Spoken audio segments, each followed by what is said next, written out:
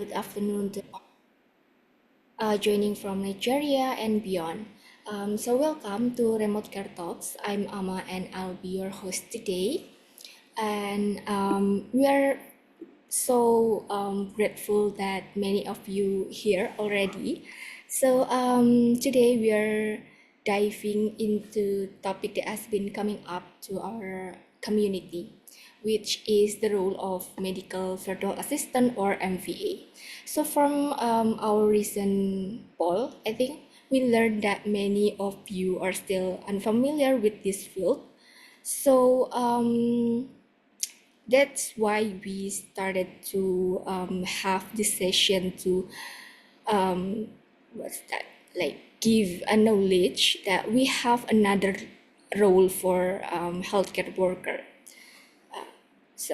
So today topic is mastering the medical VA role from daily task to pro level habit, and we are honored to have Precious Madu as our guest speaker, which I believe most of you already knows her. And for those who doesn't, she's actually an experienced medical VA, and she is here to share her journey from how she got started to habit and mindset that helped her grow professionally in this field. Whether you're just hearing about MVAs for the first time or already working as one, we hope you will leave this session feeling more informed and inspired. So before we begin, just a quick reminder, please stay muted unless you're invited to speak, and feel free to drop your question in the chat because we will have time for Q&A later on. Or if you would like to ask question right away, you may also use the raise hand emoji on the bottom, and you can unmute. Then Precious, you can answer, and I will translate it later. Okay, I think we can start it. Precious, over to you. Thank you. Thank you so much, Amma. That was a really nice intro section. Thank you, Aisha. Thank you, everyone here today. I'm really glad to be in your midst. Thank you once again, Healthcare Remote Circle, for putting this session together. And I hear that you have sessions like this very often, and that is really good. I mean, it's not something that is very easy to put together.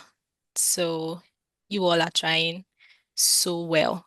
Well, my name is Precious Madu, and I'm so happy to be in your midst today. And I'm a pharmacist, and I am also a medical virtual assistant. So today we would be talking in depth about what a med VA does. And I know some of you here would love to become medical VAs in the future, which is so great. I mean, the med VA field is really interesting. It's very, very interesting, and I'm sure that you all would love it. So if you are here and you're looking forward to being a med VA, that is so nice. And you're welcome in advance. So today we'll be talking about two things. We'll be going deep into two things, and those two things would be clarity and confidence. We are going to clear up any confusions about what a medical VA actually does, because I know sometimes the terms can sound vague. You might hear, oh, a medical VA, and you can get confused. You don't know if a med VA is someone who um uh sorry. Okay.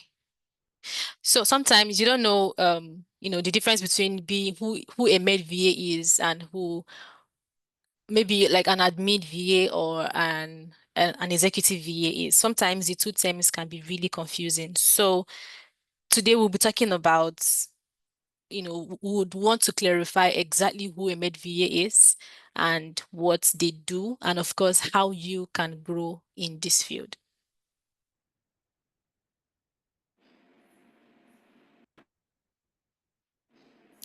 Okay, I think I will translate it first, Precious. Yeah.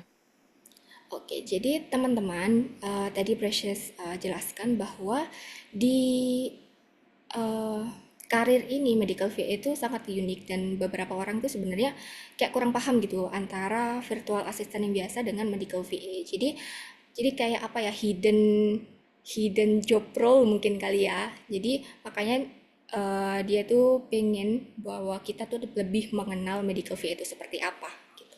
Oke, you can continue, Precious. Okay, thank you so much, Amma. Okay, so like I was saying, we'll be talking about how who a VA is, and of course how you can grow in this field. So first off, who is a medical virtual assistant? So a VA is someone who works remotely to support doctors, clinics, healthcare providers, and telehealth practices. So you are not working in the clinic. You are not working physically at the hospital. You are working from the comfort of your home to support clinics, to support, could be private doctors, it could be specialists, or it could be a telehealth setting. So you are not diagnosing or prescribing medications, no, but then you are helping behind the scenes in ways that matter to both the physician or the doctor and of course the patients. So your job is very, very vital because you are helping the doctors to stay organized.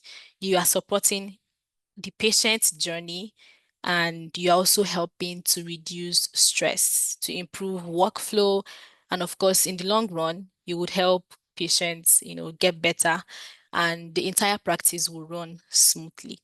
So, if you've ever been confused about what a med VA does, this is exactly what a medical VA does. We are very different from admin VAs or executive VAs or general VAs. We are very, very different because our affairs or the tasks that we perform are just tasks that would help to improve patient care. So you are fully focused on patient care and, of course, assisting the providers. So whether you're handling schedules or you're reviewing charts or you're coordinating prescriptions, you are just part of the whole patient care process. Oke, thank you so much, Precious. So, jadi teman-teman, eh, maksudnya medical virtual assistant itu orang yang mensupport dokter, klinik, dan kalau di sini healthcare provider maksudnya orang-orang yang bekerja di lingkungan kesehatan gitu ya. Tapi kita bekerjanya secara remote, jadi nggak langsung kerja di onsite gitu kayak yang biasanya teman-teman ada di rumah sakit atau di klinik atau di apotek. Kita itu kerjanya di rumah aja pakai laptop gitu ya, istilahnya yang penting ada internet gitu. Nah cuman bukannya kita nggak ngelakuin apa-apa yang bukan medis ya, tetap medis, jadi kita lebih ke membantu dokter, jadi assist. Karena kan di dokter tuh kan kita ada banyak ya data-datanya pasien, dokumen, itu bener-bener banyak banget lah. Bayangin kalau misalkan mereka semua itu ngerjain semuanya sendiri, jadi mulai dari apa ya, ngediagnose, nggak apa, nulis data pasien itu kan beribet ya. Mungkin kalian bisa bayangin gitu di Indonesia kayak apa. Nah, kalau di luar itu lebih apa ya, terarah gitu biar dokter-dokter itu bisa pada ngelakuin apa yang benar-benar jadi expertise-nya. Makanya di sini medical VA itu ada untuk membantu mereka. Jadi kita nggak ngediagnose, kita nggak prescribe medication, tapi kita kayak meneruskan gitu apa yang dari dokter ke pasien dan sebaliknya. Jadi biar lebih smooth aja antara dokter dengan pasien seperti itu. Oke, Precious, you can continue. Thank you. All right, thank you. So we'll move forward to the next slide, what a med VA actually does.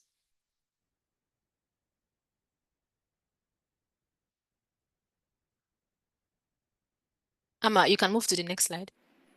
Aisyah. Okay.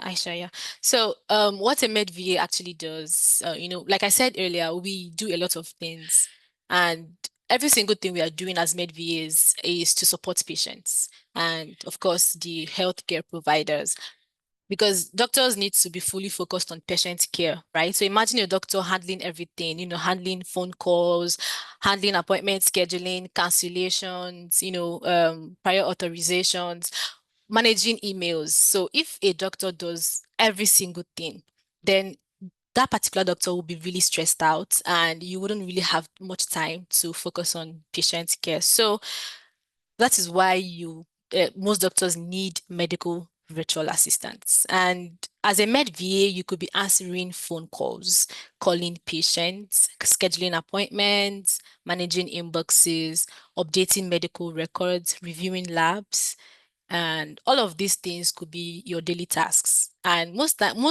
I like to tell people is that your job as a med VA, these are like the basics you would do definitely, but then sometimes your job as a med VA can really depend on the clinic you are working for.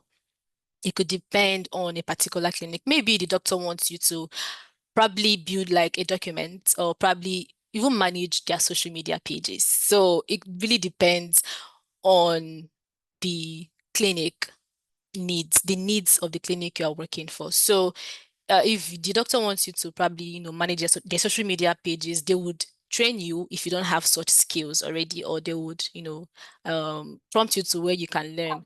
Or if they want you to help them creating probably like a document or just about anything. But those are like, they're not like the standard jobs you could do. Like I said, it all depends on the clinic needs. But the ones I've listed here, phone handling, managing inboxes, appointment scheduling, updating medical records, there is scribing, chatting.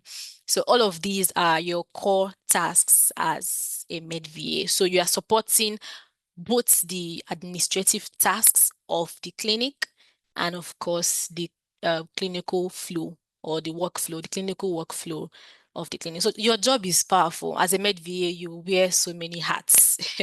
Your job is really powerful. You do a lot of things. So that is why you need to, have precision. You need to be pay keen attention to detail because every single detail counts. So for you to master your role as a med VA, you don't have to have all the skills in the world. You just have to start with the basics, like learning how to communicate properly, how to document a lab results, how to carry out specific tasks with strong attention to detail. So, because if you let any patients fall through the cracks, then that could be really bad. Because imagine that you were supposed to order a medication for a particular patient. Say you wanted to order um, an antihypertensive medication for a patient, and then you forgot. So that could mean the patient's life. So as a med VA, your job is your job strongly involves paying strong attention to detail. So doing the small task or the tasks you are doing, but then make sure that you're doing them really well and consistently. And with time, you wouldn't be, let's say you're just starting off. Sometimes you could get really hard. You'll be like, oh, I don't even know what I'm doing. But then with time, you would really master all the tasks that has been given to you. Okay, so we can, Okay. yeah. So Habis. your the next slide. Okay, yeah, go ahead, Amma. Yeah, then I can continue. Oke, sebelumnya Kak. Oke, jadi teman-teman, tadi dijelaskan bahwa untuk menjadi medical VA itu sebenarnya kita nggak harus tahu everything, tapi kita harus tahu basicnya dulu. Nah, kenapa basic ini penting? Karena kita kan berhubungan apa ya? Kita bekerja dengan healthcare, kayak dokter gitu kan, klinik dan sebagainya, yang mana itu berkaitan dengan nyawa pasien. Nah, jadi apa yang benar-benar harus kalian punya itu adalah attention to detail. Nah, karena kalian akan menghandle beberapa tugas basic seperti ini yang disebutkan ada 5, yaitu phone handling, scheduling appointment, reviewing lab result, managing inbox, updating medical records. Jadi sebenarnya kelihatan kayak simple ya, cuman sebenarnya ini tuh kalau ngelakuin di real life sebenarnya nggak se apa ya, nggak segampang itu teman-teman. Karena orang kan ada misalkan berubah pikiran ya pengen hari ini itu ke dokter, habis itu nggak deh, nggak jadi besoknya, kayak gitu kan harus di back and forth lah ya informasinya. Nah, di situ kalian harus nge-handle pasien secara baik, jadi kalian harus punya komunikasi yang oke. Kemudian kalau misalkan nih ada schedule yang tabrakan itu kayak gimana kan, ini kan penting banget ya namanya jadi pasien tuh kan pengen di treat gitu kan, pengen di apa ya, pengen pengen sembuh, pengen ketemu dokter, pengen apa ya, nyawanya tuh oke gitu kan. Nah, kalau misalkan kita sebagai medical VA gak bisa ngebantu mereka sampai segitunya, nah eh, rasanya tuh kayak kok bisa gitu loh. Jadi gimana caranya kalian bisa jadi medical VA yang oke, itu ya kalian harus mengerti basic yang tadi, yaitu attention to detail, karena itu bener-bener berdampak banget kepada pasien. Nah, tadi dicontohkan, bayangkan gimana kalau misalkan dokter itu ada nulis obat gitu ya misalkan, terus pasiennya tuh harus minum obat itu, tapi kalian lupa tuh taruh info tentang itu, dan akhirnya pasiennya nggak minum obat. Nah, kan itu bahaya banget ya. Makanya attention to detail tuh penting banget. Gitu. Oke, Aisyah, you can next the slide. Okay. So, as a med VA, you work every single day inside software or special softwares called electronic medical records. So these are softwares that help you manage patient records. These are softwares that you can also use to schedule patient appointments. And some of these softwares also come with secure patient portals where you can text the patient or even have like a video consultation with them. So as a med VA, your job every single day you are in the EMR. So you really need to master the EMR that your clinic is using. So there are so many medical record softwares. There are some softwares like Cario, we have Epic, we have Dr. Chrono. There are so many of them. So as a med VA, or even before you become a med VA, I would advise you know how some of these softwares work because it will help you when you finally land your job. You know, by then you wouldn't be struggling to master the basics because yes, no two softwares are the same, but they have similar features. So if you can learn how to use Cario, you can learn how to use Epic because you know they look similar. So you, as a med VA, you also help your providers stay organized and make sure patients feel supported even from a distance. So even if you're working from Indonesia or you're working from Nigeria or you're working for a clinic in the US, you still have to make sure your patients feel supported even from wherever you're working from, because your role as a med VA isn't just another job. It's not just any job that I can just clock in at 8, clock out, you know, by 5 and just do random stuff. No, your role involves people's lives. So you have to really take it seriously. So for you to master your role, you can just start with the basics, really, you know, make sure that your daily tasks are properly handled. Could be tasks like checking voicemails, calling patients, reviewing patient lab results, updating medical charts on the AMRs, managing communication between patients and providers. And these are tasks that keep the clinic running. And when you've learned how to do them well, of course, the provider will trust you. They can easily just leave tasks for you and probably even travel because they are sure that you are going to handle them well. So, as a newbie med VA, start by learning the basics. You know, start by learning the basics, mastering the soft skills, and with time, you can grow into becoming a pro. Oke, thank you Precious. Jadi apa yang dilakukan medical VA itu sebenarnya ini sih intinya di EMR, ada juga EHR gitu. Nah, jadi kenapa ini penting banget? Jadi kalau misalkan kayaknya di Indonesia juga ada sih. Jadi di luar negeri itu ada EMR ini kayak aplikasi gitu ya. Istilahnya tools yang membantu kita itu merecord semua data yang ada di klinik gitu. Jadi semua data-datanya pasien, dokter apa, kasih apa ya, semuanya itu ada di sini. Nah, kenapa ini jadi penting banget ya karena ini kayak apa ya, big datanya gitu. Nah, tugasnya kita sebagai MVA itu kita biasanya masukin datanya ke sini. Terus ya intinya berhubungan dengan tools ini. Nah, sebenarnya apa ya? Kita nggak perlu sampai tahu yang bagaimana gitu ya, karena IMR sendiri itu ada banyak. Jadi tools ini tuh ada banyak.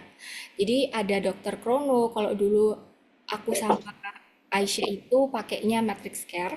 Jadi macam-macam teman-teman. Cuman sebenarnya fiturnya itu sama, mirip-mirip. Jadi setidaknya kalian tahu basicnya. Kalian tahu ini tuh fungsinya buat apa sih? Jadi kalian ngerti tuh nanti alurnya apa yang harus dilakukan ketika kalian buka tools ini. Nah, kayaknya kalau di Indonesia itu ada kali ya di rumah sakit gitu. Ya, cuman mohon maaf banget aku belum pernah bekerja di rumah sakit ya. Jadi aku belum pernah lihat toolsnya seperti apa, tapi aku yakin pasti ada gitu. Nah, selain kita tahu tentang EMR, kita juga harus tahu tentang apa ya? Soft skill gitu. Nah, karena kita itu nggak hanya ngerjain MR, kita juga ngecek voicemail, terus kita ngetelepon pasien, nge-review labs dan lain-lain.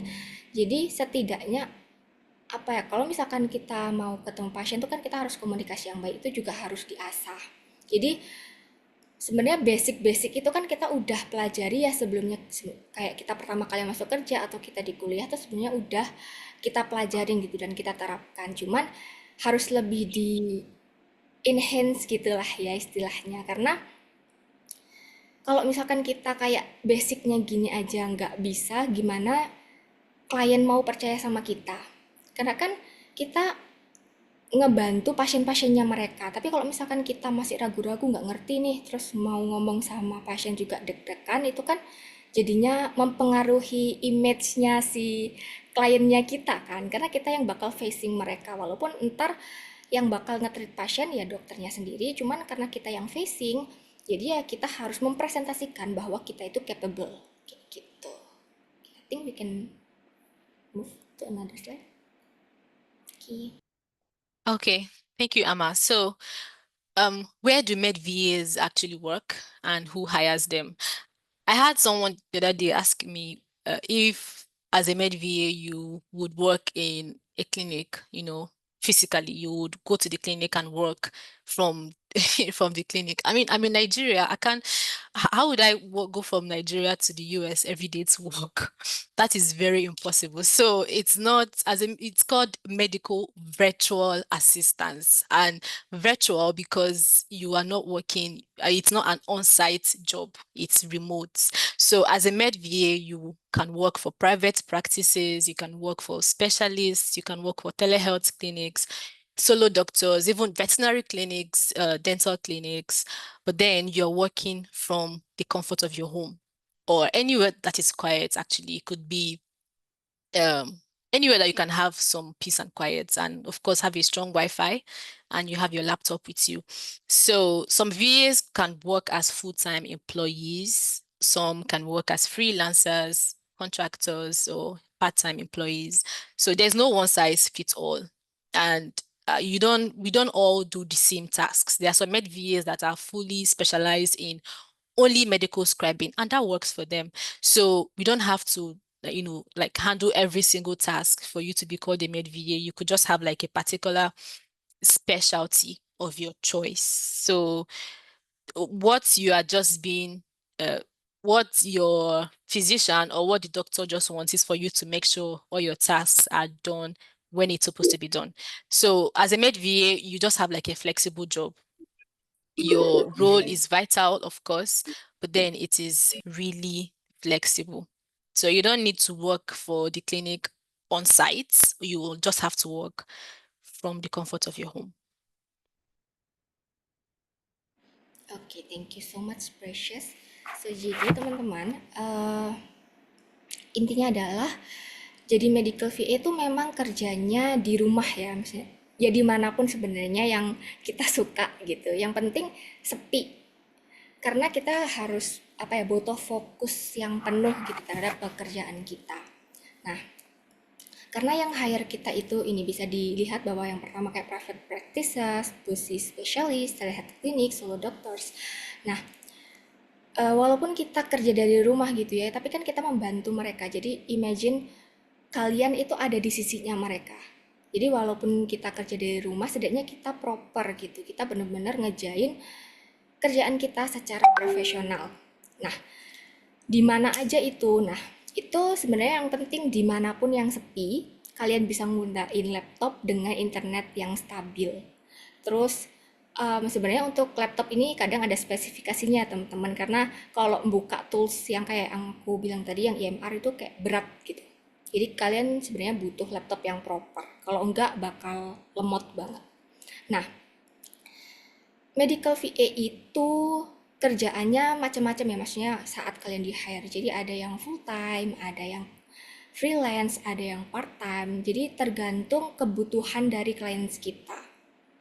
Nah, kalau misalkan kalian pengen masuk di role ini gitu ya, jadi di sebenarnya kalian nggak perlu jadi generis, maksudnya ngerjain semuanya, nggak perlu kayak expert di semua hal, kalian bisa jadi spesialis. Maksudnya kalian bisa jadi medical biller gitu. Maksudnya fokus ke situ atau scribing gitu itu ada sebenarnya. Kalau misalkan kalian bisa cari di platform itu ada yang terkhusus kayak gitu. Jadi tergantung kalian pengennya seperti apa, bisanya seperti apa itu tergantung kalian. Nah, jadi yang tadi mau dimention juga sebenarnya kerjaan ini itu fleksibel tapi nggak fleksibel banget ya teman-teman. Jadi kalian harus tahu kalian pinginnya apa, kliennya kalian juga kepinginnya apa, gitu. Ya seperti itu ya teman-teman. Oke, Aisyah, you can next slide. Okay, so we've talked at length about what a med VA actually does. So I will just want to carry you all along on what a typical day in my life looks like when I clock into work. So most EMRs or most EHRs, the softwares that we use, they usually have like a clock in, clock out feature, but not all actually. But then, like I said, every single thing you do as a med VA is dependent on the clinic you're working for. So maybe they have like a whole different setup for timing. But for my clinic or for clinics that I've worked for, they usually have like a clock in, clock out feature on the EMR. So I just clock into work. And I usually just start my day by checking voicemails and faxes and emails because most times when patients cannot get through to you, probably, clinics have opening hours. So sometimes the clinic is closed by like probably 8 p.m. So, and they are not able to get to you by that time, they send voicemails. So for a patient, most patients don't even listen to their voicemail. So for a patient to send you a voicemail, it means whatever she is trying to say is very important. So I start by listening to those voicemails, checking faxes, because fax is more like a secure portal for sending lab results in some cases. So I check the fax to see if we have new lab results, and then I check emails as well for patients, check the secure patients portal for text messages, then review new lab results and transcribe if necessary. So as you're transcribing, of course, you transcribe into the patient's chart on the EMR. And then as the day goes on, you can start by calling patients who have appointments. So you would always start with patients whose appointments are scheduled earlier than others. So if it's, let's say you clock into work by 8 a.m. and a patient has an appointment by 9 a.m., you don't go calling someone that has an appointment for 3 p.m. So you will start with the earliest appointments. And of course, most times we reach out to these patients even before the date of the appointment. So just like a reminder, oh, hey, you have an appointment today, something like that. So after calling patients to confirm if they can make it to their appointments, I follow up on prescriptions. And I coordinate with pharmacies. I can call them if I need to, call insurance if I need to do like some prior authorizations, and then bill patients for their appointments or for their medications accordingly. So subsequently, during the day, I may need to attend team meetings. And Yeah, of course. Make sure that the doctor's calendar is well organized, that there are no double booking in a particular slot.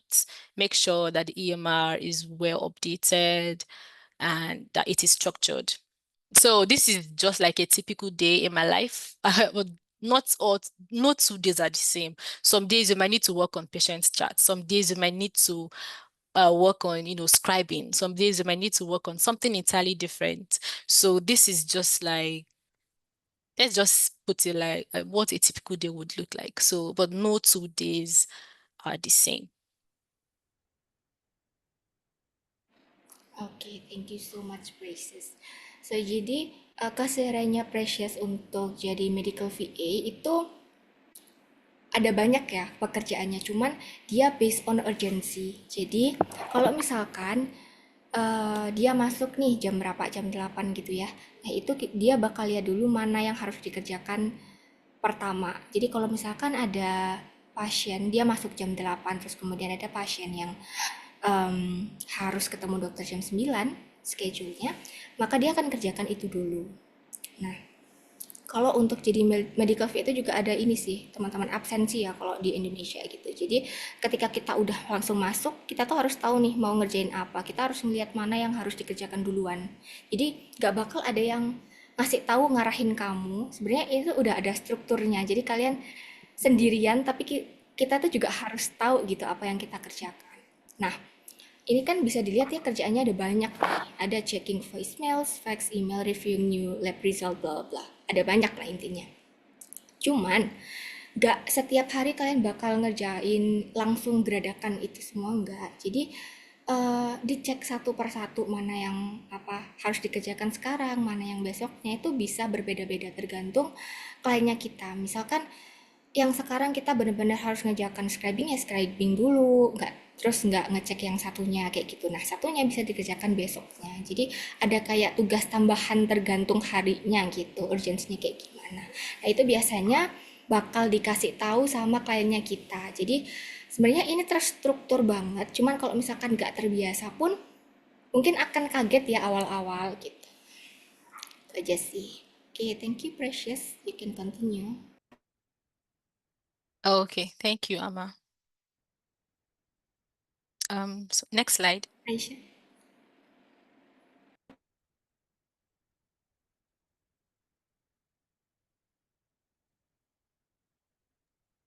Yes, this already next slide. Okay, okay.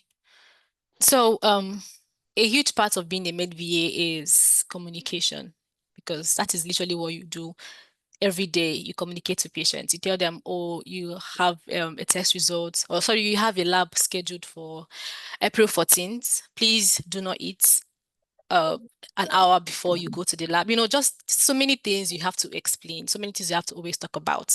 So if you don't communicate it well, those patients may not understand. Like yesterday, a patient received the medication and it was supposed to come as 25 mg, but the pharmacy actually dispensed 50 mg. So I had to carefully explain to her, please, you would need to cut this tablet into two. Don't take the full tablet. To get 25 mg, you have to take half a tablet. So sometimes you have to explain something over and over for them to actually understand. And that is why communication is like the biggest skill that you can have as a med VA. You have to be really strong on communication. And for me, I would say that my favorite part of being a med VA is probably phone conversations. Yeah, maybe calling outbound conversations, inbound conversations, talking to the patient, listening to them. Maybe they have like some allergies to the medications they are taking. They are trying to explain to you. You're trying to like calm their fears, telling them, oh, this is an allergy. This is how you can manage it. So communication with patients is, by far my favorite part. And it is very important for you to have good communication skills as a med VA, because you may be the very first voice a patient hears. Before they even get to speak to the provider, before they even get to speak to the doctor, they are speaking to you first. And you must sound, warm, clear, and you just try to be comfortable handling the phone. And because most telehealth clinics or most clinics that hire medical VAs are usually in the US, most people would say, oh, do you have to have a US accent to be a med VA? I mean, if you want to have a US accent, great. I mean, that is a very good thing to have. But it is not, for some people, for some clinics, it may be a requirement. And if it is a requirement, they would probably tell you while you are applying for the job that, hey, we want someone that has like a Native American accent, or we want someone that, sounds something remotely close to what a typical American would sound like. But then it is not something that is compulsory. So, I mean, I don't have an American accent. So, your main focus should be on clarity of speech. Make sure that your speech is very, very clear at all times, that patients understand you and that you also understand them. Show up with confidence. Make sure that you're handling the phone like a pro. I mean, at first, when you're just starting out, it wouldn't be easy to be so difficult. You would panic at some point. Your heart will beat. Sometimes when the phone rings on the maybe Google Voice or on the software you're using, your heart just skips because you don't even know what to do. But with time, you ease into it. So you don't have to have the perfect voice. All you have to do is be professional and human at all times. Because, when you are just texting them over the phone, just saying them, oh, hey, do this, do that, sometimes they want to hear your voice. They want to speak to an actual human and not just a text message. So when you're on the call with them, just be human, just be, professional, be clear, be empathetic in some cases. So it's a skill that you need to learn as a med VA. And like I would always say, clear communication is the most important skill you can have. But then like it's not just about, just talking. What matters is that you show up with confidence at all times. Okay, thank you so much, Precious. Jadi, tadi teman-teman Precious menjelaskan bahwa komunikasi itu menjadi hal yang sangat-sangat penting saat kita menjadi medical VA, dan bahkan ini merupakan hal yang sangat dia suka gitu, favorite part. Jadi, kenapa sih ini menjadi hal yang penting? Karena kita kan ada handle telepon ya teman-teman. Kalau misalkan kita mau konfirmasi sesuatu atau kita mau tanya tentang schedule gitu misalkan, itu kita kan harus telepon. Makanya kita harus bisa berkomunikasi dengan baik. Nah, yang kedua juga kadang itu pasien telepon kita nih. Itu tuh sebenarnya nggak mau kayak tanya sesuatu atau apa, cuman pengen ada orang buat ngobrol gitu, istilahnya pengen berkomunikasi aja teman-teman. Makanya kenapa kalau misalkan kita berkomunikasi itu harus oke gitu. Bukan masalah aksen, bukan masalah kita harus terdengar seperti Amerika gitu ya. Kalau misalkan kliennya kita Amerika, ya beberapa ada klien yang minta gitu, kalian harus punya netral aksen atau aksen Amerika, dan bahkan nantinya dites gitu. Cuman itu nggak semua ya teman-teman, ada yang nggak mengharuskan kalian harus punya aksen itu. Seperti contohnya Kak Aisyah tuh juga nggak diminta kan aksennya seperti itu, dan aku pun juga nggak diminta gitu. Cuman yang terpenting adalah kita harus tahu bagaimana kita berkomunikasi. Karena ketika dokter itu pengen mengkomunikasikan sesuatu ke pasien dan sebaliknya, itu mereka nggak langsung berdua gitu, nggak, tapi lewat kita dulu. Makanya kita harus bisa menjebatani gitu istilahnya antara mereka dan antara dokter dengan pasien kayak gitu. Nah, kalau misalkan awal-awal, biasanya teman-teman kalau ngedengar telepon ya, apalagi dalam bahasa Inggris, pasti deg-degan ya, kaget gitu. Kayak aku biasanya. Jadi dulu aku kayak gitu. Cuman yang terpenting adalah kita harus bisa menenangkan diri kita gitu, stay calm. Dan kita harus tahu nih what we have to say gitu. Terus intinya kita harus bisa menenangkan diri kita sendiri karena kita juga harus menenangkan mereka gitu. Jadi makanya ini menjadi hal yang penting banget karena ini bakal mempresentasikan gitu kliennya, mempresentasikan klien ke pasien gitu. Kalau misalkan kita di sini nggak bisa gitu ya, nggak pede gitu, nah itu bakal menjadi masalah yang berat gitu sebenarnya. Okay, I think that's it. We can continue, Precious. All right, thank you. The next slide.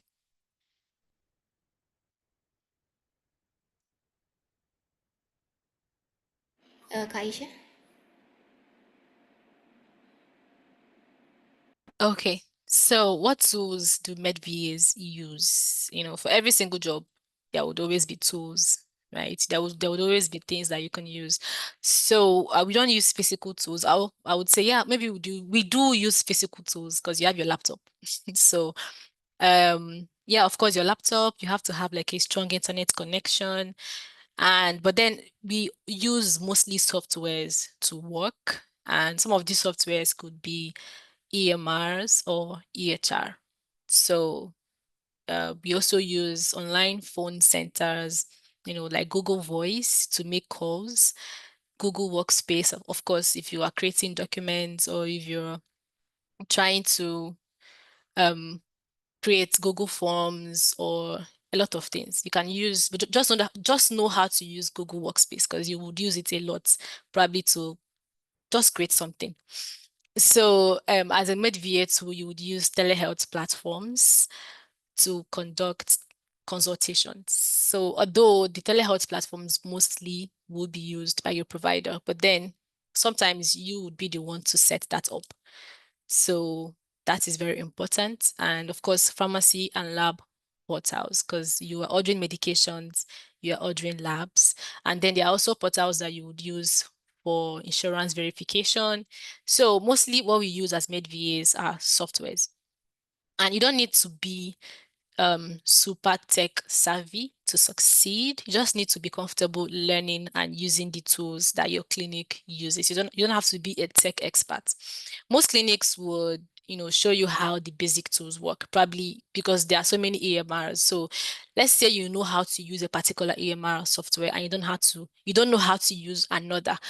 The clinic that hires you will teach you how to use their own software so you can learn it, and they'll just show you like how to use it, but then you need to know the basic stuff so you can invest in learning how to use the basic stuff so that when you actually get a job, it will be very easy for you to transition.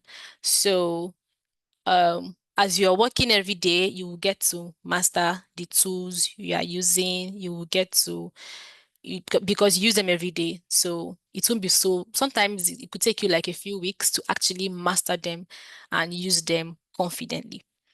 So, but then the most important thing to know is that you don't have to be a tech expert to start. You don't have to be a tech expert. You just have to learn how to use these basic tools, and with time, you would ease into it. So, for you to turn into like to switch from being just a newbie med VA to a pro is, when the tools begin to feel like a natural thing to transition or a natural thing to just use, by then you know that, oh, you've really advanced to like a whole different level.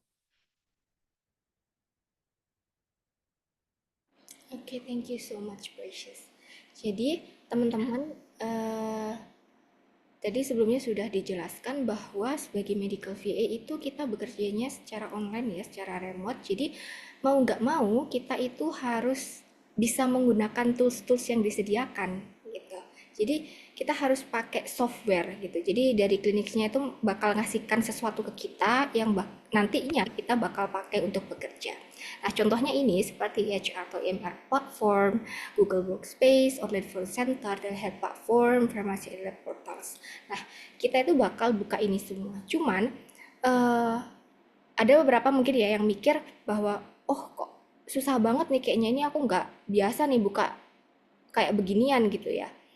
Nah, sebenarnya nggak perlu takut gitu, karena sepengalaman kita pun sebenarnya tuh mereka ya, kalau klien-klien kita tuh bakal ngajarin kita loh. Jadi ya mungkin kita pernah merasakan ya saat kita bekerja gitu, tiba-tiba langsung dicemplungin dan harus tahu gitu kerjanya gimana. Nah, sebenarnya tuh enggak kalau di sini ya teman-teman. Kalian bakal diajarin. Kenapa?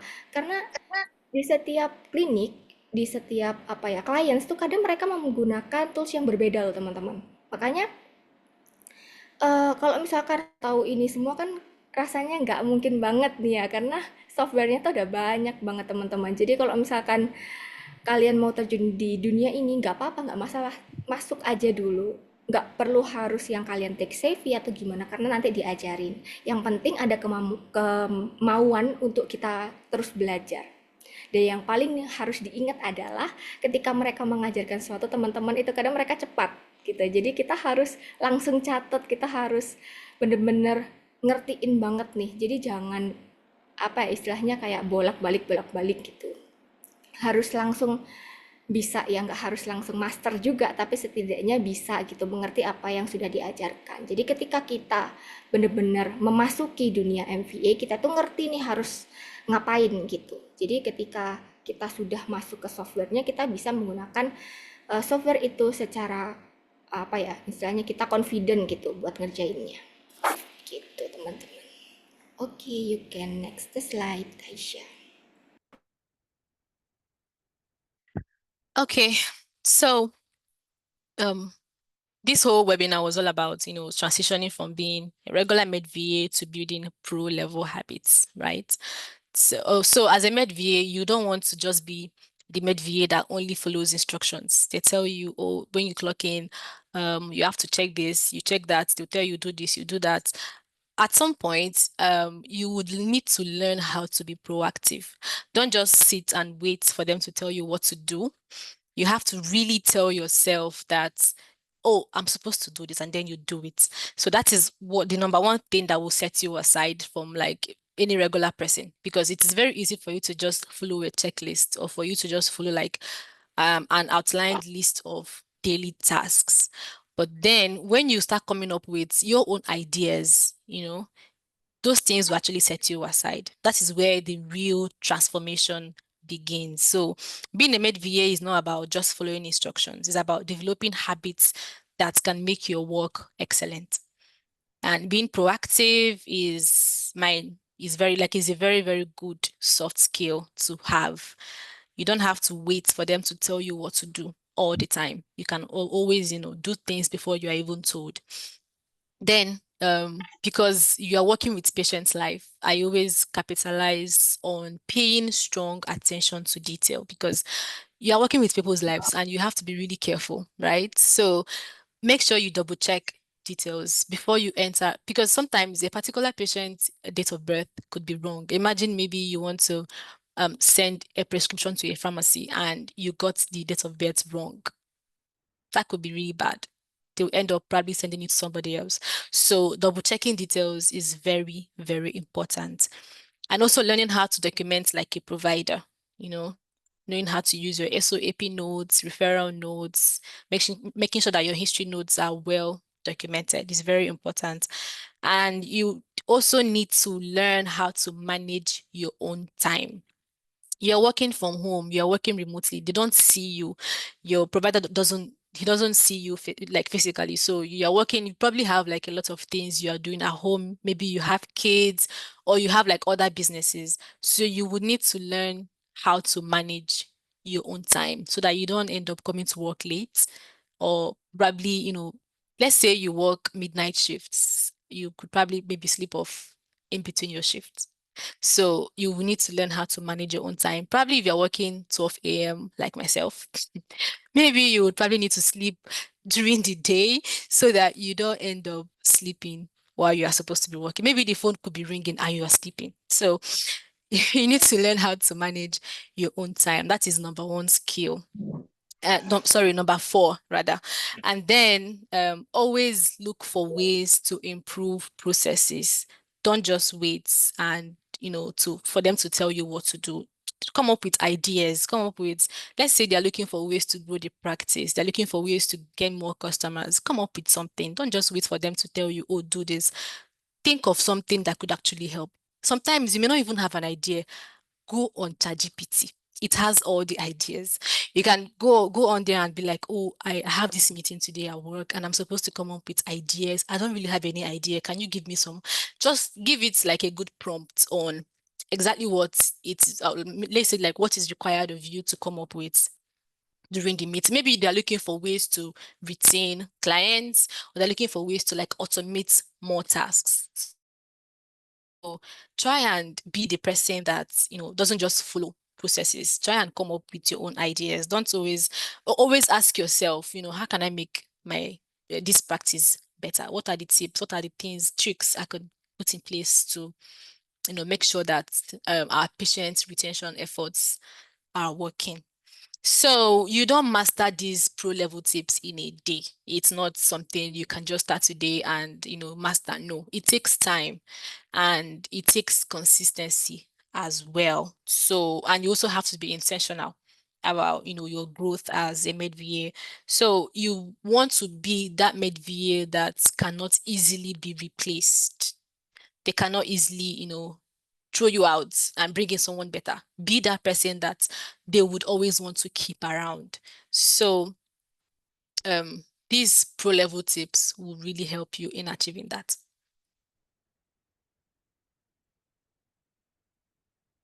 Oke, thank you so much, Precious. Jadi, ini jelaskan bahwa bagaimana cara kita untuk bisa jadi MVA yang benar-benar pro gitu ya istilahnya. Jadi ada beberapa habit yang kalian tuh istilahnya harus kuasai gitu ya. Cuman bukan harus kalian kuasai langsung saat itu juga, tapi pelan-pelan istilahnya. Pelan-pelan tapi pasti gitu. Karena ini nggak akan kalian bisa master itu dalam sehari.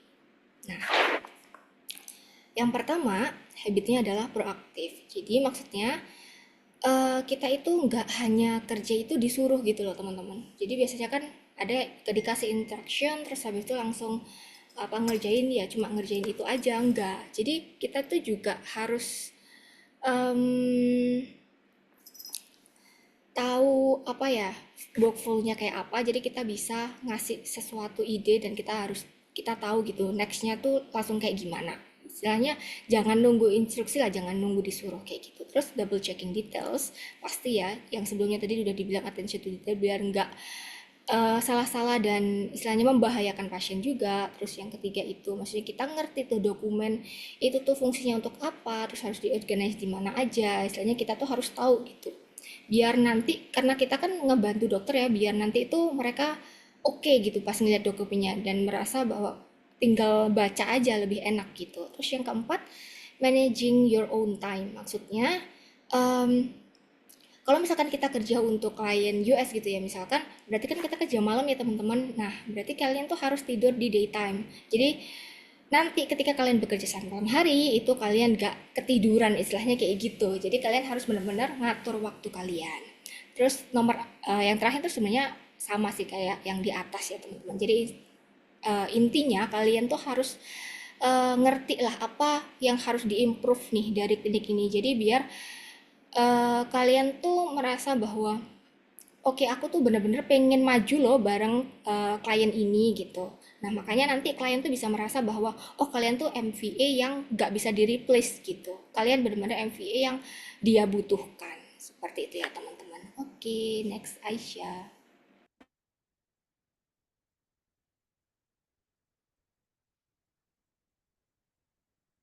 Okay. So, if there's one thing that I want everyone to take away from this webinar today, it is that you don't have to be perfect for you to be successful as a med VA. I mean, nobody can be perfect, right? There are some times that even if you've worked as a med VA for 10 years, you could get a new job and see that they're like entirely new uh, roles or tasks that you have to master. So nobody is ever perfect in this job. All you need to be is purposeful. You need to be sure that you are, you have growth intentions. You want to really grow in this field. You don't need to just be perfect. You just have to show willingness to learn. You have to ask for help when the need arises. Don't just act like you know it all. And you need to be flexible because your roles could switch up sometimes. They could, want you to like do something different. Like I was saying earlier, sometimes you can even be asked to manage a social media page. Do you get? So if you don't have that skill, fine, you can always learn. So your role sometimes can be really dependent on the needs of the clinic. So flexibility is very, very important. And you don't have to have a fancy degree for you to be a med VA. You don't have to have a PhD. You don't have to have a master's. All you need to be is organized. You need to be curious, and you need to genuinely care about helping people. So the tools, the systems, the skills that you need as a med VA can always be learned. You can learn those skills once you have the basics, but then your intention that you have, your work ethic and your presence, how you show up every single day at work, those are the skills that will set you apart. So if you want to be a great med VA, just have all of these points that we've talked about today in mind, and you are on your way to greatness. Oke, thank you so much, Precious. Jadi ini intinya presentasi ini bahwa jadi medical VA itu kalian gak harus sempurna gitu. Pokoknya yang penting kalian tuh ada kemauan untuk belajar, ada kemauan untuk membantu ke pasien gitu ya, dan ada mindset bahwa kita tuh bisa beradaptasi gitu. Dan kita itu harus bisa fleksibel karena kerja di bidang ini tuh tergantung klien. Misal klien maunya apa ya kita harus mau ngerjain itu. Jadi gak melulu itu aja loh kerjaannya. Makanya kenapa kita harus bisa fleksibel, tergantung apa yang klien mau. Nah, untuk di medical VA pun kalian nggak harus jadi apa ya, misalnya lulusan yang fancy banget, yang medical degree yang sampai lulusan berapa tahun gitu, enggak. Contohnya yang penting ya kita benar-benar mau belajar gitu ya. Nah, jangan khawatir kalau misalkan ya misalnya aku belum bisa ini, namanya skill itu bisa dipelajarin ya teman-teman, dan juga tools-tools yang dipakai itu juga bisa kita pelajari seiring waktu. Jadi nggak harus kalian perfect dulu, yang penting kalian bisa mulai dan mau belajar. Nah, itu yang memisahkan kalian antara medical VA yang biasa dengan medical VA yang benar-benar nggak bisa tergantikan kayak gitu. Oke, next. Okay, I think we already end the slides, yeah, the presentation. So we will start the Q&A session. I think I saw one of the participant that raised their hand earlier, but I forgot who is it. Anyone who would like to ask to Precious?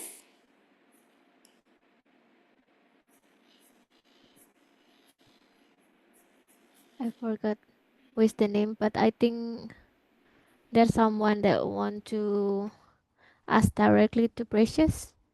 Go ahead.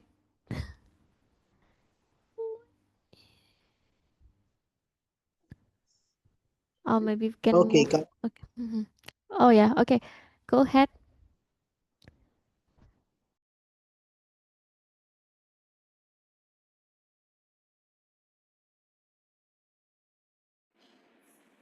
Okay, who was it? Is it Mr. Segun? Who's the one who raised his hand? No. okay, sorry for that break in transmission. I believe everyone can hear me. Yes, we can hear you. Okay, thank you. Good morning, good afternoon, good evening, wherever you're listening to me from. I'm from Nigeria, and my name is Popola Shegun Samo. I'm an HMO officer in the health industry field. The question I would like to ask is that I would like to ask our speaker is concerning transcribing and medical scribing, or because according to the second slide, she made mention of medical scribing and something. So my question is this: how about we that don't have the knowledge of that? I might have knowledge of maybe some medications and not all, but there's a way I could navigate through it since I'm familiar with medications. But the aspect of reviewing patients' lab results, I don't know anything about reviewing patient lab results. I don't know anything about that. I'm a medical billing officer. I know about medical billing. I could do that on my own since I'm familiar with the ICD code 10 because it's something I use often. But the aspect of transcribing results or for patients or something, I really don't know how to go about that. So that is the question. How do we navigate through that?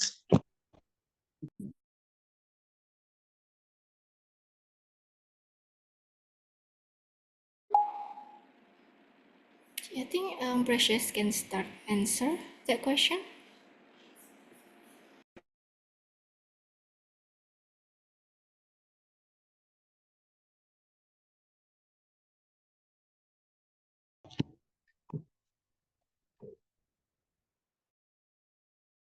Um, I think Precious has like internet connection issues. So, okay, I think I will try to reach out her first, and we'll get back to you.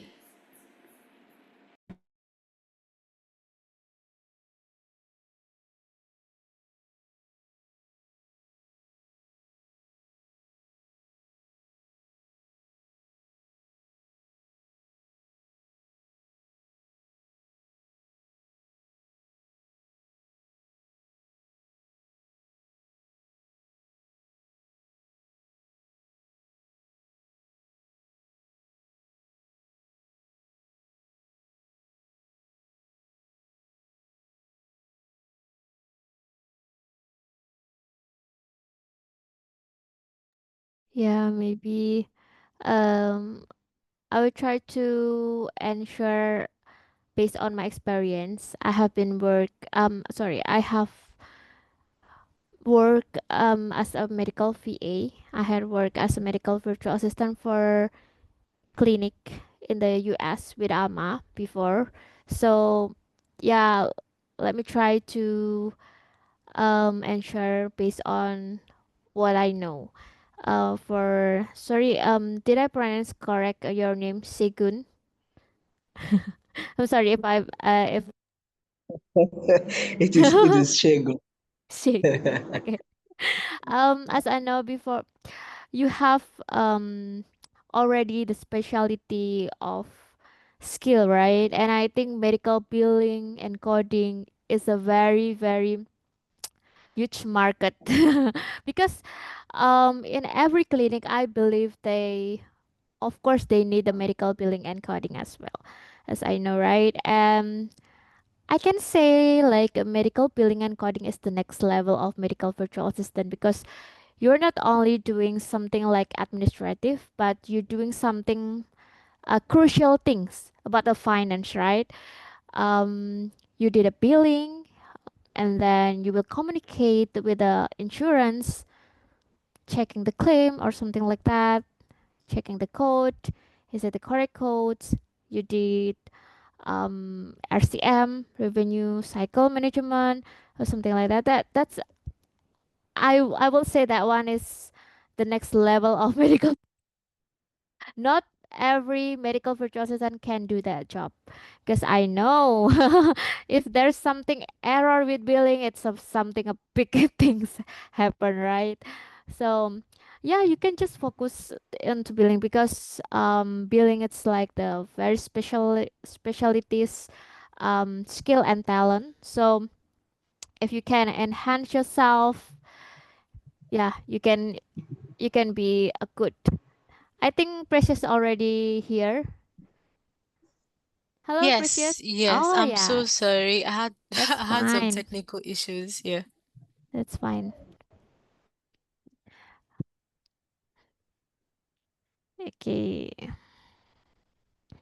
Maybe Shigun, can you repeat your question again, or I will try to explain?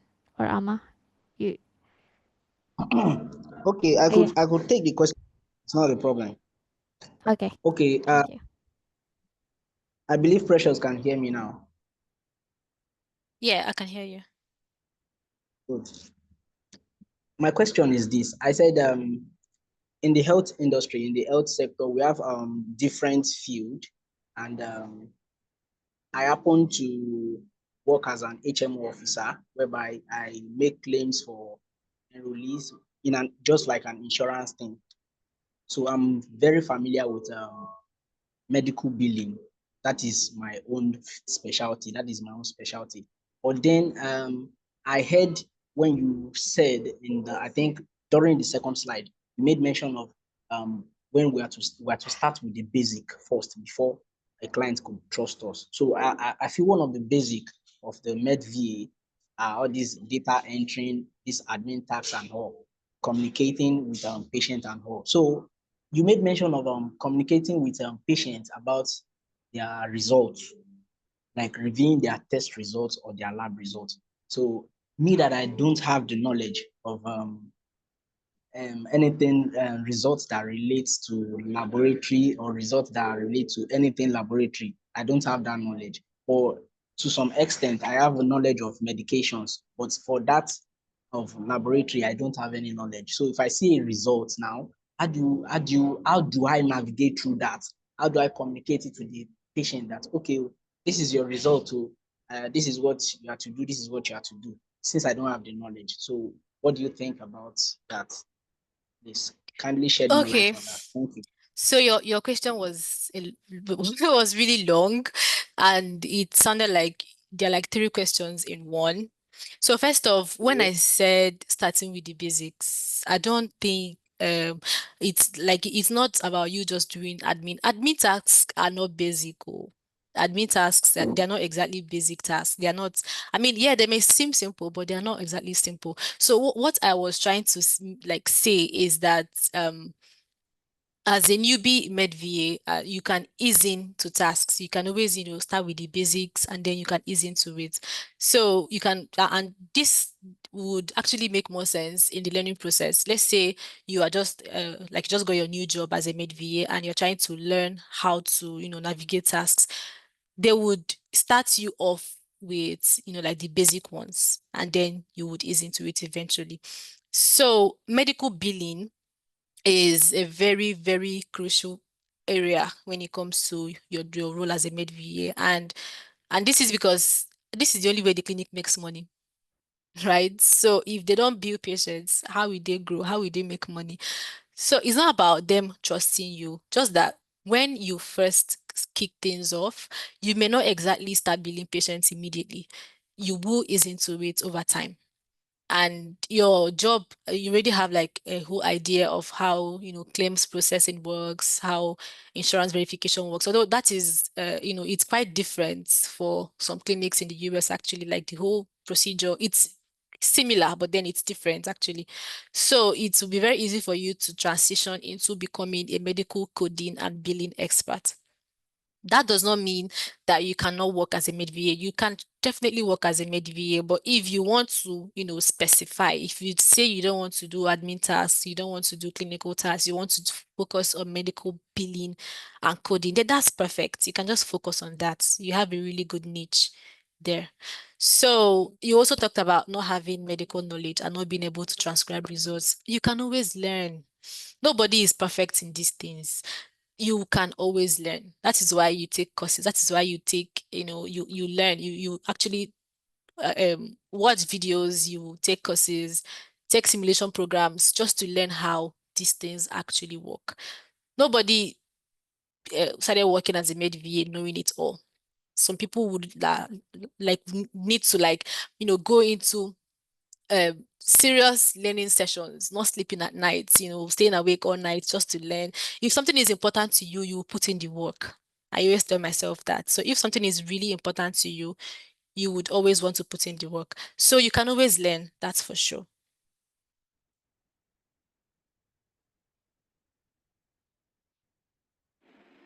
Okay, thank you very much for the answer, Precious. Second, do you have anything to add or clarification?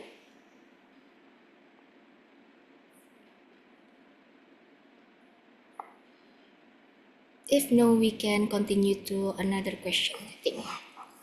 So I will read the question from the chat box from Pandu Nugroho. I am a newcomer on remote works. I am a nurse but doing data annotator. When I apply on MVA, Usually there is a HIPAA certification needed. Is there any free certification for this? Okay, yes. They have some free HIPAA certifications, but then 90% of HIPAA certifications are not free. Some of them you have to pay for it. So, but having a HIPAA certification is very important because you are managing patient records. You are looking at patients' insurance cards, you're looking at patients' credit cards, social security numbers. So, because you have access to all of these things, being HIPAA compliant is non-negotiable. So yes, there are some free, very few of them actually, HIPAA courses, and some of them you have to pay. You can go on Udemy, you can go on Allison, you can go on Coursera. Yeah, at those three sites, you would get some really nice courses on HIPAA. Okay, thank you, Precious. I also have my HIPAA certification from Udemy actually. Yeah, that's great. Okay, Yeah, yeah, it works. Was okay. it free when you got it or you paid? No, I paid for it. Yeah, for Um, sure. It's paid. sorry for jump in. I think there is a one platform that I know that it will give you a free certificate of HIPAA. It's from compliance group, but there is no name on the certificate. So yeah, not legit, but if you want to learn about HIPAA, you can go to the compliance group. I will share the link later on the group chat here on the Zoom. All right. Thank you so much, Aisha. So, for anyone who maybe who doesn't understand, so I will translate it first. So tadi maksud adalah apakah diperlukan HIPAA certification? Iya, jawabannya iya, butuh banget ya teman-teman. Jadi ada yang free, ada yang bayar, dan kalian bisa dapetin kayak di Udemy dan sebagainya ya teman-teman. Jadi bisa kalian search sendiri. As I remember, it's not that expensive actually. So you can, Yeah, it's not. yeah, right? It's not expensive. Okay, I think we will try to next question. Oh, how do you get a client? Do you browse for opening or approach the potential clients personally? I mean, if you want to approach them, shooting cold DMs or cold emails, definitely that works. I've done that myself. I mean, there are so many company websites, there are so many telehealth company websites. You can actually go on, get their emails and send them cold emails. But don't just send emails randomly. Make sure that you are sending out emails when you actually know the role very well. You have your well-documented portfolio, you have your ATS compliant resumes, then yeah, you can actually send them cold emails. Even LinkedIn, you can use LinkedIn, you can go on Upwork, you can go on Truelancer, you can go on Glassdoor. There are so many job boards, and even Facebook, yes, Facebook. So, but the most important thing is for you to build your skill set because you don't want to apply for jobs when you don't really know exactly what your role involves. So build your skill set, have a portfolio, have a good email. This is 2025. You cannot apply for jobs if you don't have a portfolio, right? So make sure your portfolio is well detailed. Make sure that your your CV is, compliant with the role that you're applying for. Don't apply for a med VA job, or let's say the role specifically asks for a medical scribe, and then you are using a med VA what's it called, resume to apply.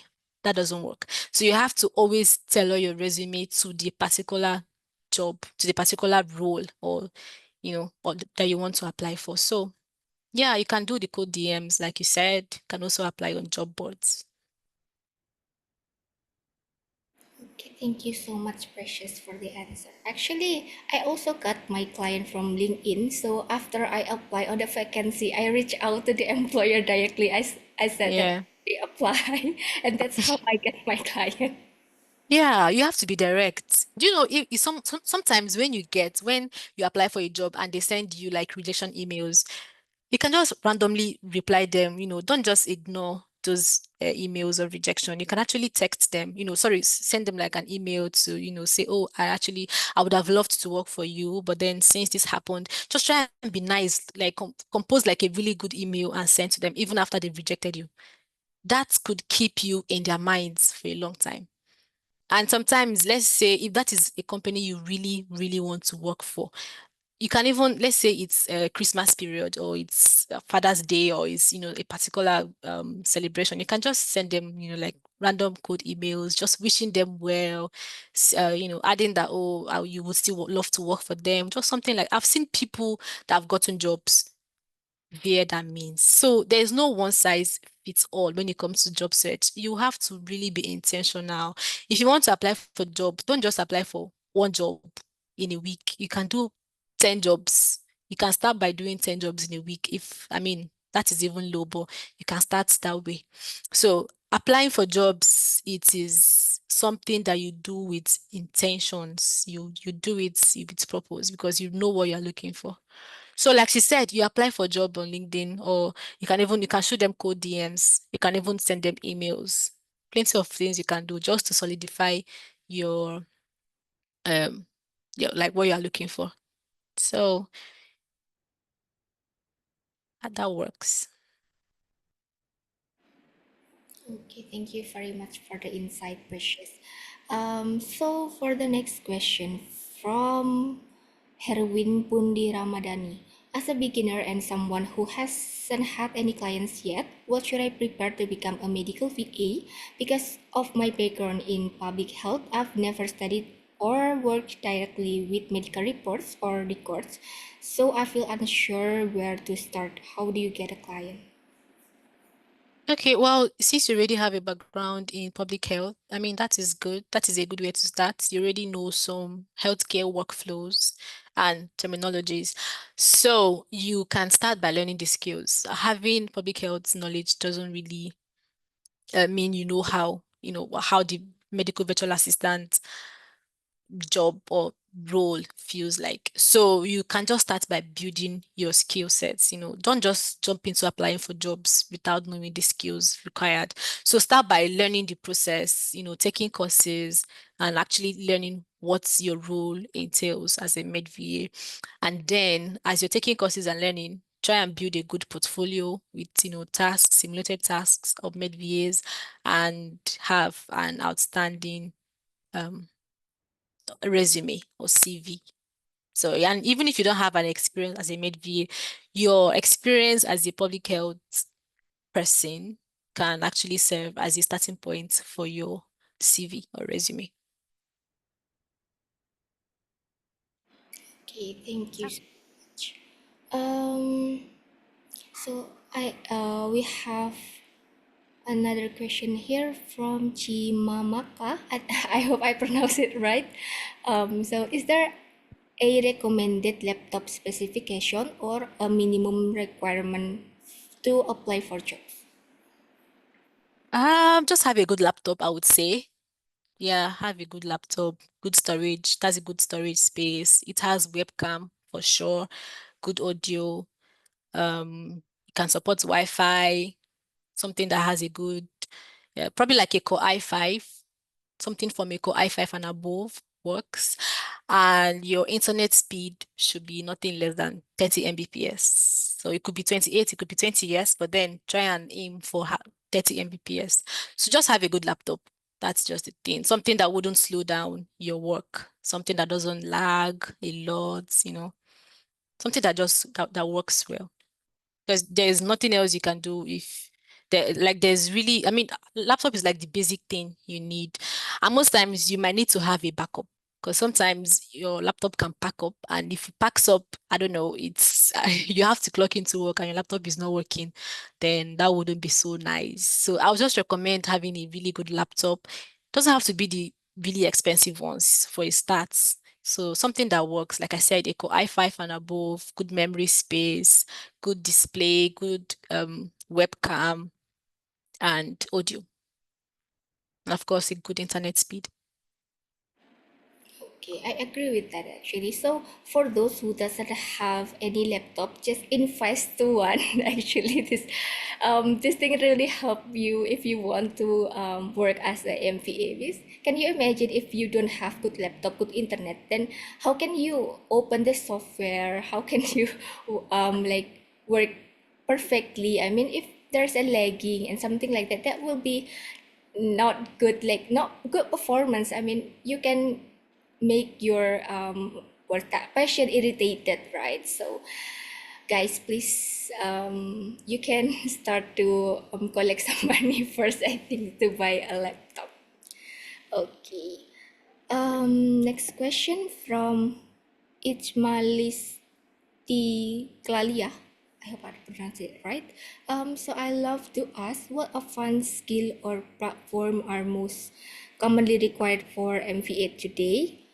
And the second one, are there any recommended online training programs to help us upskill in those areas? The third one is, or would it be more strategic to focus on care coordinator roles I'm already experienced in rather than trying to learn many new skills just to broaden my opportunities? Okay. I'm not exactly sure I understood the first question, but then for the second question, there are so many, you can take courses online. You can go on LinkedIn and search. There are some really nice courses that you can take to start with. So if you're already a virtual assistant, let's say a general VA, then that is a good start. You can just niche down to being a med VA. So yeah, you can go on LinkedIn and check, and even YouTube as well. There's some really nice courses you can take to upskill. So I don't know, Amma, can you repeat the first question? Because I didn't really hear that correctly. Okay, so the first question is, what a fun skill or platform are most commonly required for medical VAs today? Okay, skills and platforms. We talked about a lot of skills. I mean, today during the webinar, we talked about being proactive, having good communication skills. So those are like soft skills that you would need to have. So there are like so many skills, of course, that you would need to master, like how to chart or how to, scribe, manage the medical records. But then there are so many niches that you can explore as a med VA. So it is really dependent on what you are looking at, what exactly it is you want to do. So if you want to focus on admin, then you should know how to update medical charts, how to, conduct outbound, inbound patient conversations, how to, like do basic admin tasks. So if you want to go into medical scribing, then you must learn how to scribe while your provider is, having consultations. And then if you still want to go into medical coding and billing, you will need to learn that as well. So it's all dependent on what it is you are looking at. What exactly do you want to niche down to? So, and then, but for the soft skills, we talked about a lot of them today, being proactive, having good conversation skills, always, paying close attention to detail, learning how to document like a pro, and of course, time management. So those are like soft skills that you must master. Okay, thank you so much, Precious. So the next question is, so if we work 3 hour, we need to stay ready at 3 hour too. Can do anything else? Are we need to be good at medical coder or ICD-10 too? Okay, ICD-10 codes. Yeah, of course you would. It's not necessary, except you are trying to niche down to being a medical coder. Then just knowing basic medical codes work. I mean, some EMRs or EHRs actually have those codes inscribed. And then you can always use Google or ChatGPT. Except you are looking at niching down to being a medical coder, then yes, you must learn, go into details. But if you don't want to niche down to being a medical coder, basic coding knowledge works for you as a med VA. Then 3 hours. Not sure I understand that question correctly, but are you asking if, let's say, you are supposed to work for 3 hours every day, then you must be present for 3 hours? Is that Is that what you're asking?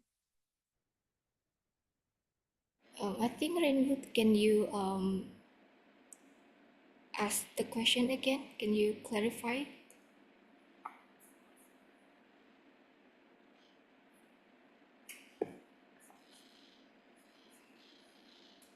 This I don't really understand it either. Okay, well, if that is what she's asking or he is asking, if you are working for 3 hours every day, yes, you have to be at work for 3 hours every day. And not like they are watching you by camera or they are looking at you, making sure you are working. Of course, I mean, if you have tasks to complete, you would want to stay till your tasks are done. You can always take quick lunch breaks. Some lunch breaks are paid, could be a paid lunch break, or you can just randomly, you're working from home, right? You can hop into your kitchen and prep some and just eat. Not like, I mean, if it depends on how busy your clinic is. Like for me, I barely even have time to step out of my room when I'm working because of how busy I can get. So you need to just learn how your clinic works. For some people, you can have like the app you use to receive calls, you can have them on your phone so that if a patient calls in when you are not sitting on your work table, you can just pick up. Right. So, but then just know that if you're working for 3 hours every day, you have to be at work for 3 hours every day. You don't have to skip. You don't have to clock in late because, I mean, those are not good work ethics. So, as a med VA, you have to have good work ethic, right? So, you just have to be present when you're supposed to be. Okay, from Funmila Justina, how we clients basically? I don't really understand the first question, to be honest. Maybe you can clarify the first question. But for the second question, is it a must to be available for the whole clinic hours? It depends. Are you working 9 to 5? Are you working part-time? Some people might not even need to be available. Let's say your clinic is open 8 a.m. to 7 p.m. EST, and your work schedule is, say, 11 a.m. to 7. I mean, you don't have to be at work from 8. You just have to clock in when you're supposed to clock in.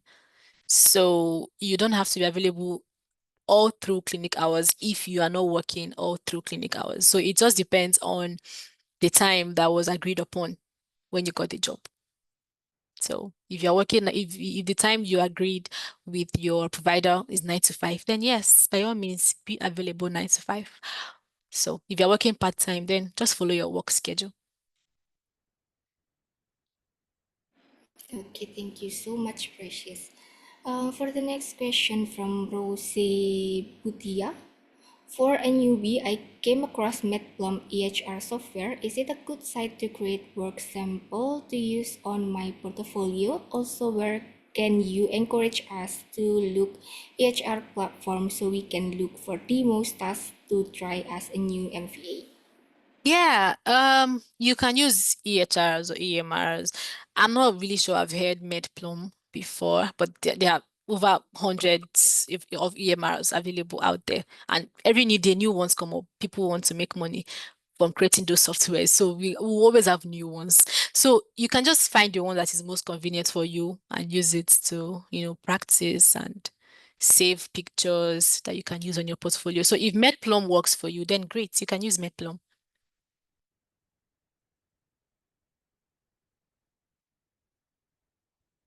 Okay, thank you so much, Precious. The next question from Funmila Justina. Also, can you recommend some tools that we can do demo to add to our portfolio? Yeah, you can use EHRs or EMRs. So those tools, you can always use them because that is the number one tools you would use. So just find the one that is beginner friendly or the one that has like a free trial because not all EMRs have free trials. And some of these EMRs you might likely need to use VPN. Yes, because some of them are actually made to work only in the US. So just find the one that is convenient for you. That's all. Use it to practice. Okay, thank you. The next question, do we need necessarily a noise cancelling headset?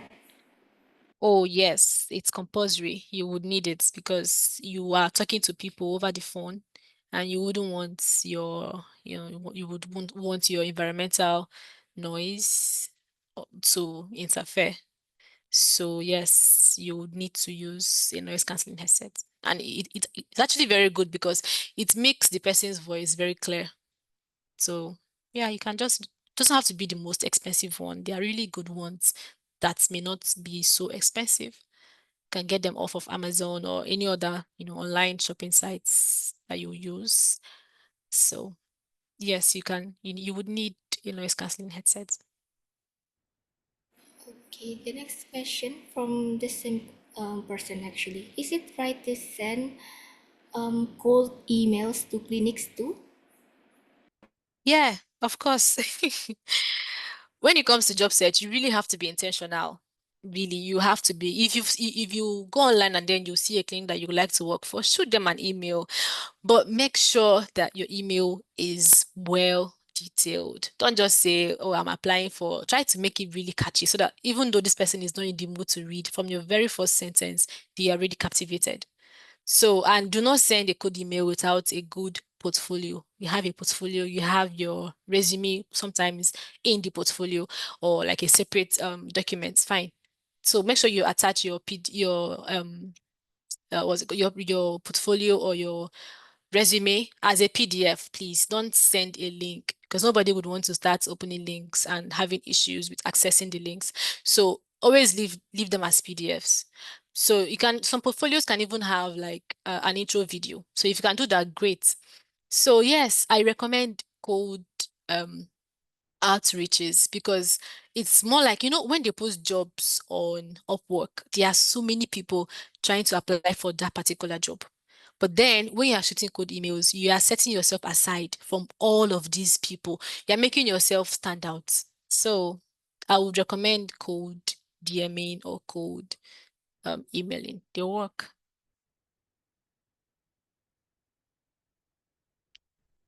Okay, thank you so much. The next question from Kaira. For someone that has a vast knowledge in healthcare, especially pharmacy, as a pharmacy assistant, does the individual still stand a chance of being a medical virtual assistant? Well, yes. I mean, I'm a pharmacist myself. So it's actually good because you already have good medical knowledge. You already know medical terms. You already know how to talk to patients. So definitely, you can always niche down as a med VA. Whether or not you have medical knowledge, you can niche down. But then as someone that has medical knowledge, you already have an edge because you already understand basic medical terms and workflows. So yeah, you can. Okay, thank you so much. The next question from Ifoma Ezeura. Please, for people that do not have experience, how do we create our portfolio with the experience? Well, you can actually sometimes what I see people do most times is that they volunteer. You can have like sometimes they may not be paid jobs. You can just volunteer to work for maybe a clinic for like a month just to get knowledge. You can see it as an internship of some sorts. So while you're learning, while you're volunteering, they may not pay you, but then you're getting knowledge. And with whatever tasks they assign you, you can always build your portfolio. Then you can also go online and look for, tasks that med VAs do. That typical roles of a med VA. Then you can use tools like EMRs or EHRs or voice calls, like tools for online calls or telehealth platforms, basically, to simulate these tasks and then document on your portfolio. So it's possible, yeah, you can do that. Okay, thank you so much, Precious. I think Aisha have a direct question for you. Okay, go Oh, ahead. sure. Go ahead. Hi, Precious. Thank you for sharing. This is very insightful for us. I believe Thank it. you. Okay. Um, I want to ask about how do you stay organized while you're doing a lot of tasks in the meantime, right? As you mentioned before, you do a lot of things on your clinic job. So I curious about how you manage and organize your tasks, because I believe a lot of things come in the same time. It's a very possible, right? You check the voicemail, you check the fax, and then there is a call in the same time. I know that one. So I'm curious about how you handle and stay organized for all your tasks. Thank you. Okay, well, yeah, thank you for the question. Well, if you've mastered your tools, those things actually really comes easy because you already know what you're doing once you clock in. But me, I try to keep like a list of things I have to complete in a day, and I try to create like a consistent routine for myself. I already know that when I clock in, I'll check the emails. Of course, you actually keep checking emails until you clock out because there could be new emails during your work shift. So you can even use some digital apps, apps like Google Calendar to like, track your daily activity. You know that by 2 p.m.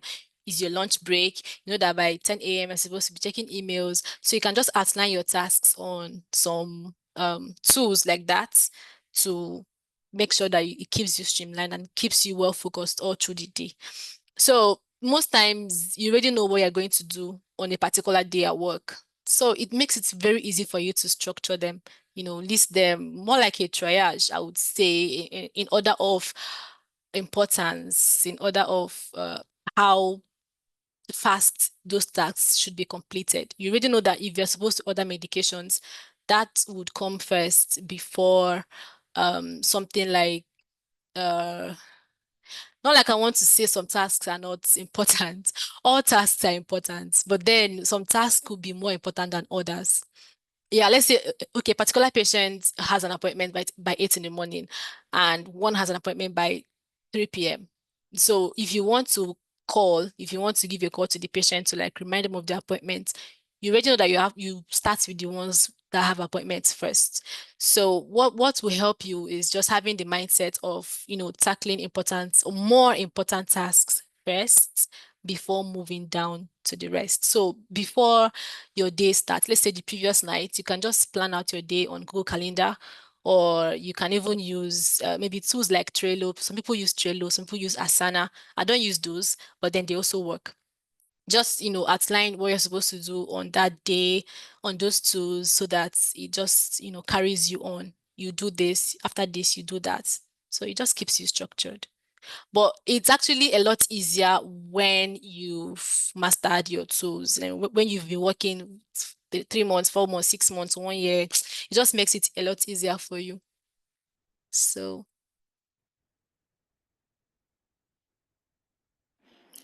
Thank you so I much. hope your question is answered, Aisha. Yes, yes, yes. Thank you so much. That's a very insightful for me. So, you separate using the Google Calendar for yourself. I mean, like for your own tasks and then for the clinic Yes, calendar. Correct. yes, yes, Ah, I see. definitely. Oh, oh yeah, you cannot integrate. I mean, you cannot combine the two. Just have yours and Mm-hmm. then they would have theirs. But most clinics may not even use Google Calendar, to be honest, because the EMRs have like a calendar Yes, they own. section. Yeah, so you may not even need to use that for your clinic, but for your own, personal Yes. organization, yeah, you can use that.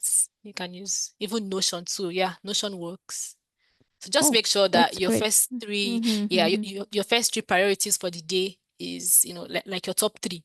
You know that when you clock in, these are your top three tasks that you're supposed to do. So, but then when they're like repetitive tasks or tasks that you can easily automate, then you can actually do that one too. All right. Thank you so much, Precious. Yeah, I got a new insight of it. Yeah. All right. Okay, I think actually I have a question for you. Okay. So I know that being in a VA, we have to learn a lot of things, right? Because, um, we are not perfect, so we try to, master all of the things. But I'm wondering because, as a human, sometimes my mind just go here and there. So I'm not sure. Like sometimes I don't know where, like what skill do I have to learn first. Like I'm not sure how to organize that.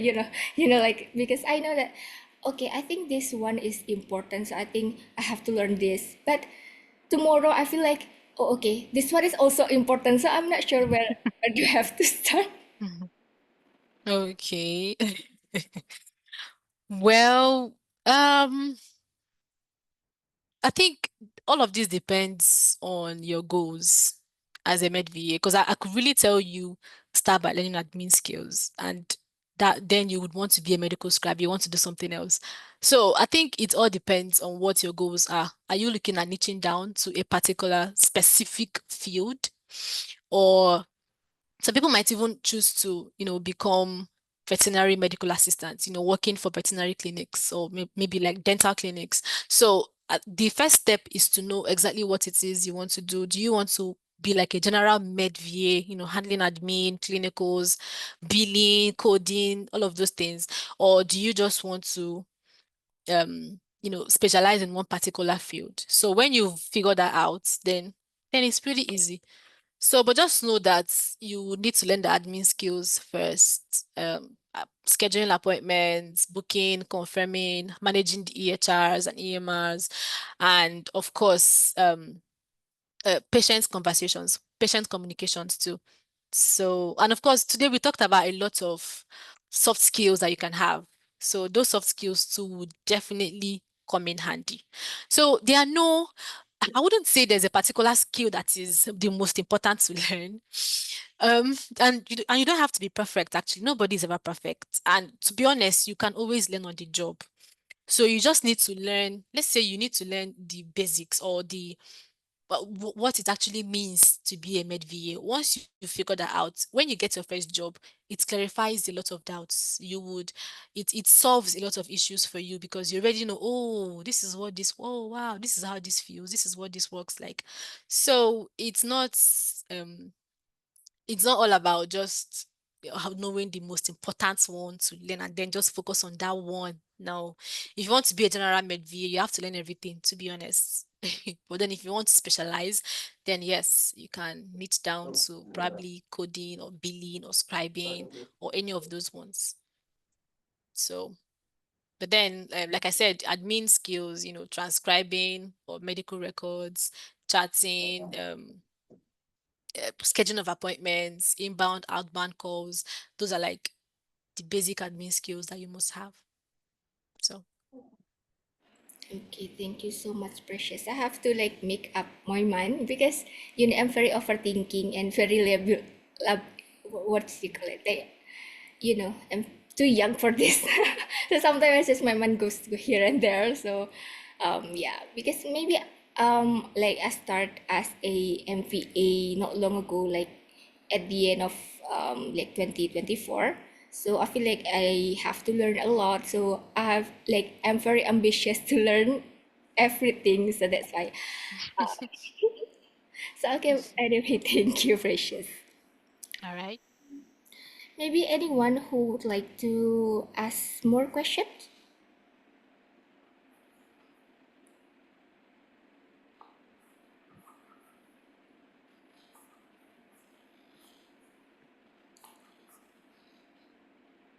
Okay, from Brain. I wonder, have you ever had two or more clients contract contract at the same time? How do we handle this? Sorry, can you repeat that? Okay, I wonder, have you ever had two or more clients contract at the same time? How do you handle that? Oh, yeah. I mean, of course you can, but always try to make sure that those two jobs do not collide. Try and make sure that Cool. Yeah. So just try and make sure that the time zones don't collide. I mean, you could be working an EST time zone. Let's say you are working two jobs that are like 8 to 5 EST, 8 to 5 EST. That wouldn't make sense because how would you, even if you have two laptops, if you'll be so disorganized because you wouldn't know you can even maybe you're supposed to call a particular patient from one clinic called Nancy and the other clinic has a different patient. You could call one like in place of the other You could make mistakes. So I wouldn't recommend you can have two jobs, definitely. But I wouldn't recommend having two jobs in the same time zone, except maybe your work timing is different. Let's say you have two EST jobs. One is 8 to 4 EST, the other one is 5 to 10 EST. Then great. And if you can juggle the two, perfect. But if you want to have two jobs, try and have two jobs in different time zones. So, because outsourcing your job as a med VA is, I don't really recommend outsourcing as a med VA, because if you can make mistakes and outsource to someone that is not even qualified, someone that could make them sack you, someone that may not even be HIPAA compliant, someone that could probably leak patient relevant information. So have the quantity, the number of jobs that you can handle. That is what works. So yeah, you can have two contracts if you want to. So yeah, thank you, Precious. So for me, actually, I have three clients, so one full time and two freelance. So maybe I can add like so I have to like manage my time very organized. So that's sometimes maybe me and Aisha already know this. So when we have like our schedule shift a little bit, that will be ruin our like the whole schedule. So that's why for us time is very important. So we have to like very punctual on everything actually. So you have to manage your own time. Okay, next question. Do you write SOP for your clinics? Yes. Like I said, your job as a med VA could be flexible. They could need you to write SOPs. So yeah, you can. But then that I write SOPs doesn't mean you would write them when you start working. It could just mean that your clinic doesn't even want you to write those. Maybe they already have SOPs documented somewhere. So no two med VAs work the same. You could be tasked with something else. I could be tasked with something else. So but it's possible, yeah. Okay. The next question from Lilis. May I ask if becoming a medical VA requires medical skill? Whereas I myself do not have a medical background, and where are the recommended courses like the ones discussed earlier, and are they free or paid? Thank you. Well, you don't have to be a medical personnel, a medical professional for you to work as a med VA, to be honest. Because I do have a colleague at work that is not a medical professional, but then she does her job very well. So, but then if you're a medical professional, it makes it very easy for you to transition because you already know basic medical terms, workflows, you know how to speak to patients. So that will make it a lot easier for you if you have medical knowledge. But then if you do not have medical knowledge, just know that it will take extra work from you to learn medical terms, to learn how to transcribe lab results and all of those things. But those skills could be learned. So if you really want to be a med VA, whether you have medical knowledge or not, you can be a med VA. So you just have to be intentional about your journey. Okay, thank you so much, Precious. I think we can read one more question, right? Um, Okay. so from Funmi Layo, is it necessary to build your brand as medical virtual assistant on LinkedIn? If you want to, what kind of thing can you post? What kind of what? I didn't get the last part, sorry. What kind of things can you post on LinkedIn? Okay. Well, LinkedIn is the number one place where people looking to build a career should use for their personal branding. It's not like Instagram or, TikTok that you can just create videos and just make funny content. LinkedIn is more focused, more career focused, and more professional, right? So I really recommend LinkedIn. If you are here and you don't have a LinkedIn account, please go and have a LinkedIn account from today. And optimize your account. Make sure that your about section is well documented, reflects what you do as a med VA. Make sure that your profile picture stands out, your cover picture stands out as well. And about what to post is not really, sometimes even not knowing what to post is something to post about. So knowing what to post on LinkedIn is not really difficult. It's just a walk in the park. It's very easy. You can just go on ChatGPT or any AI, Gemini, or any AI thing you use and ask it to create a content calendar. Let's say it's your first time posting on LinkedIn. Just go on ChatGPT and say, oh, it's my first time and posting on LinkedIn. I'm a med VA. Create a 30-day content calendar for me. So just give it the right prompts and you're good to go. If it's if you are already advanced and you still want to have a content calendar, you can just talk about what is happening in your career at that time. Let's say, Aisha, you can just talk about, oh, you have this amazing community, healthcare remote work, a healthcare remote circle, and you're looking at how to further build this circle, how to, make it more advanced, how to get clients, how to, make people in your circle more conversant with the med VA role. That is a good prompt. Give it ChatGPT. Tell it that you want to create a content calendar around this, and so like a 30-day content calendar. So that works. It will give you topics you talk about every single day. And when it gives you those posts, don't just post them raw as it is on ChatGPT. Add your own words, add a natural feeling to it, make it sound human. Do you get? So it's actually pretty easy to create content on LinkedIn. It's just, I think and yeah, sorry, I forgot to add this. This should have been the first thing I said. But creating content on LinkedIn works well when you have a niche in mind. Who are you creating this content for? Who is your ideal audience? Let's say you are an Upwork pro. Yeah, you're an Upwork pro and you are creating content for people that are looking at building a freelancing career or using Upwork, then your content should be targeted to those kind of people. Do you get? You don't care about posting, talking to